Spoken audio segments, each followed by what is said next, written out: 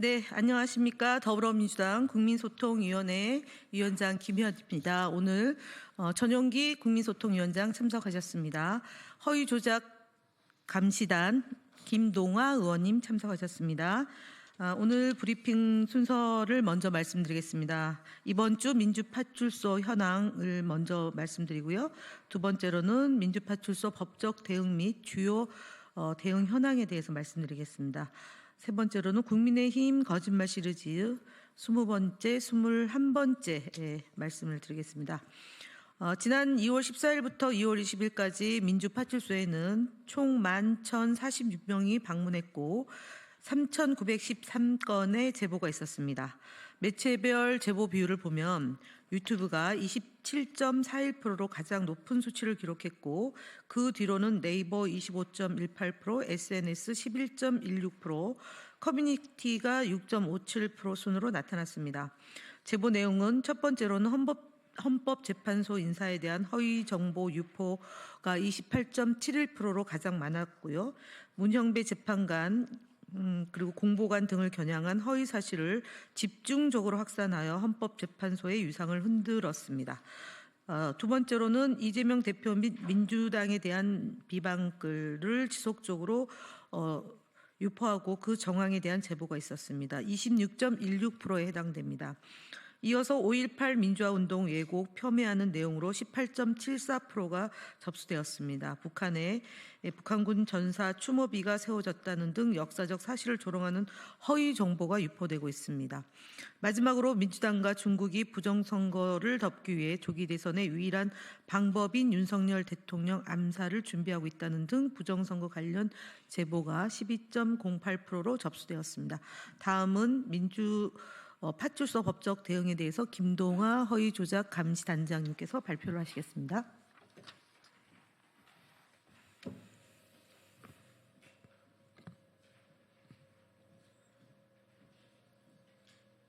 네, 허위조작 감시단장 김동아 의원입니다. 이번 주 민주파출소 법적 대응 현황입니다. 국민의힘과 극우 세력들이 허위조작 정보를 이용해 헌정 질서를 흔들고 민주주의를 퇴보시키려는 정치적 공작을 더욱 거세게 벌이고 있습니다.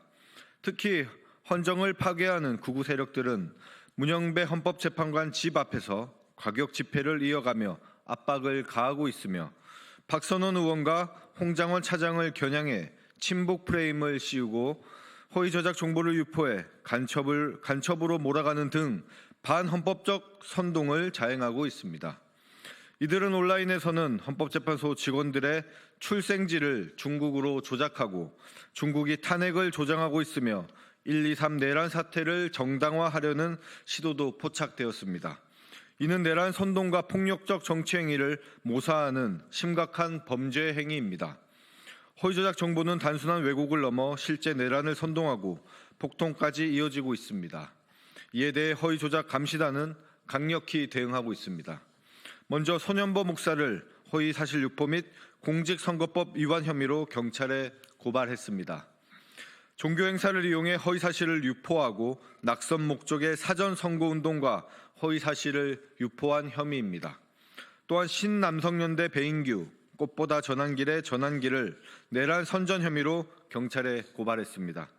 마지막으로 이봉규 TV의 이봉규 씨를 이재명 대표가 소년원을 다녀왔다는 허위 사실을 유포했다는 사실로 법적 조치할 예정에 있습니다. 또한 이재명 대표가 팔공산에서 구판을 벌였다는 허위 사실을 유포한 성명불상자들도 같은 혐의로 고발할 계획에 있습니다.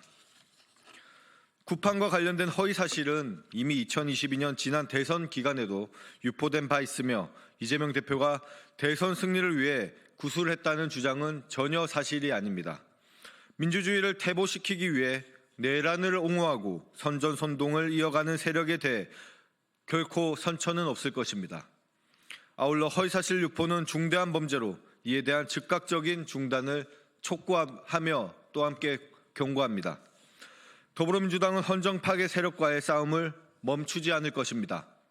국민 여러분께서도 민주파출소를 통해 적극적인 제보를 부탁드립니다. 허위조작 감시단은 앞으로도 공정한 여론 환경을 만들기 위해 최선을 다하겠습니다. 다음으로 주요 대응 현황입니다. 스카이데일리 관련 대응 보고드립니다.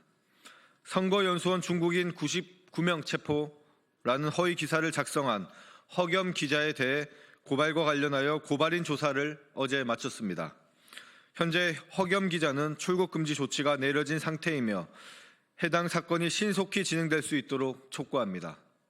또한 스카이데일리가 주요 공공기관의 동의 없이 무단으로 지면 광고를 게재하고 배포한 사실을 확인했습니다. 이는 신문사의 공신력을 조작하려는 시도로 업무방해 등의 법적 문제가 발생할 소지가 큽니다. 국민소통위원회는 관련 사안에 대해 법적 조치를 포함한 강력한 대응 방안을 마련하겠습니다. 네, 다음으로는 국민의힘 거짓말 시리즈 20번째 발표를 드리겠습니다. 조태용 국가정보원장은 지난 2월 13일 윤석열 대통령 탄핵 심판 8차 변론에서 비상계엄과 관련한 문건을 본 적이 없다고 주장했습니다. 또한 김건희 여사와 문자를 주고받았지만 그 내용은 기억나지 않는다고 발언하였습니다. 조태용 원장의 주장은 이미 상반된 증언과 사실관계를 통해 신뢰를 잃게 되었습니다. 비상계엄 관련 문건과 관련하여 조교영 보건복지부 장관은 검찰 조사에서 계엄 당일 조 원장에게 계엄 당화문을 전달했다고 진술했습니다. 이는 조 원장이 문건을 본 적 없다는 주장을 정면으로 반박하는 증거입니다. 또한 김건희 여사와의 문자 내용과 관련하여 조 원장은 기억이 나지 않는다라고 답했습니다. 하지만 그는 12월 2일 김 여사에게 받은 2통의 문자에 대해 3일의 답신을 시작했습니다.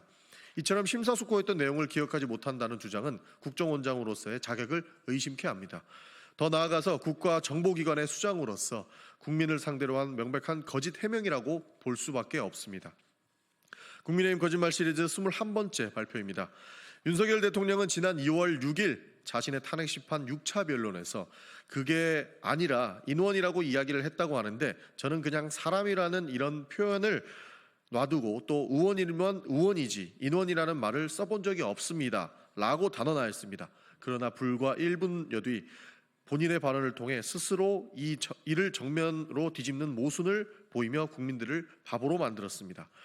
대통령은 1분여 만에 국회 본관을 거점으로 확보하여 불필요한 인원을 통제한다는 목적으로 들어갔다. 김현태 단장과 소통을 통해 약 15에서 20명 안 되는 인원이 들어갔다. 밖에서도 혼자가 아니라 7층 건물 안에 굉장히 많은 인원이 있었다는 것을 알고 있다. 국회에서 우리 요원이 15명 또는 20명 안 되는 인원밖에 없었고 전부 비무장 상태라 라고 발언하였습니다. 본인이 사용한 적이 없다고 주장했던 인원이라는 표현을 불과 1분여 만에 4번이나 반복적으로 사용했습니다. 이는 국민을 기만하려는 의도인지 아니면 본인이 했던 말조차 기억하지 못하는 것인지 의문을 낳을 수밖에 없습니다. 국민들에게는 이러한 모순된 발언이 반복되는 현실이 답답할 뿐만 아니라 국정 운영의 책임자로서 신뢰를 잃는 심각한 문제를 야기할 수밖에 없습니다. 마무리하겠습니다. 네. 윤석열 대통령의 탄핵 심판 변론이 이제 막바지에 이르고 있습니다. 그동안 국민들은 대통령과 국정 책임자들의 반복되는 모순된 발언과 거짓 해명에 실망과 분노를 느껴야 했으며 국정을 책임지는 자들이 진실을 은폐하고 국민을 기만하는 모습을 보면서 깊은 자괴감에 빠질 수밖에 없습니다. 이제라도 더 이상 국민들에게 실망과 혼란을 안겨주지 말고 최소한의 도리로서 진실을 말해야 합니다. 권력을 가진 자들이 법과 국민의 신뢰 위에 군림하려 해서는 안 됩니다. 진실된 태도로 사실만을 밝히고 책임 있는 자세로 역사와 국민 앞에 서기를 강력히 촉구합니다. 국민들은 모든 과정을 지켜보고 계십니다. 거짓으로 위기를 모면하려는 시도는 결국 더 큰 심판을 부를 뿐입니다. 윤석열 대통령과 관련된 인사들은 더 이상 회피와 변명 없이 오직 진실된 마음으로 사실을 있는 그대로 밝히시기를 바랍니다. 감사합니다.